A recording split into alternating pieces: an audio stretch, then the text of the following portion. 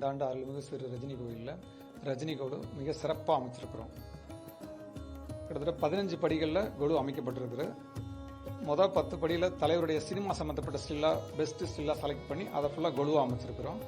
அந்த ஒவ்வொரு படியிலையும் அவர் சினிமாவில் சொன்ன நல்ல கருத்துக்களை ஃபுல்லாக வச்சுருக்கோம். உதாரணத்துக்கு விவசாயம் காப்போம், எம்மதமும் சம்மதம், இந்த மாதிரி வரிசையாக வச்சுருக்கிறோம்.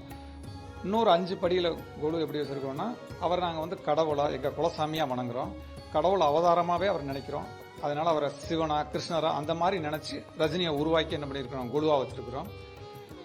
இந்த நவராத்திரியில் 9 நாட்களுமே டெய்லி பூஜை நடைபெறும். நாங்கள் ரஜினி கொலுவோட ரஜினியை சிறப்பாக கொண்டாடணும்னு ஆசைப்படுறோம். ரஜினி கொலுவோட கூடுதல் பார்த்தீங்கன்னா, இந்த கொலுவில் வந்து ஃபோம் சீட்டில் தான் ஃபுல் கொலுவும் பண்ணோம். சில இது ஃபோட்டோ ஸ்டில்லு, சில இது ஸ்டிக்கர், ஃப்ளெக்ஸ் 3ம் போட்டு தான் ஃபோம் சீட்டில் இருக்கும். கிட்டத்தட்ட 2 மாதம் ஆச்சு இந்த கொலு எங்களுக்கு உருவாக்குறதுக்கு.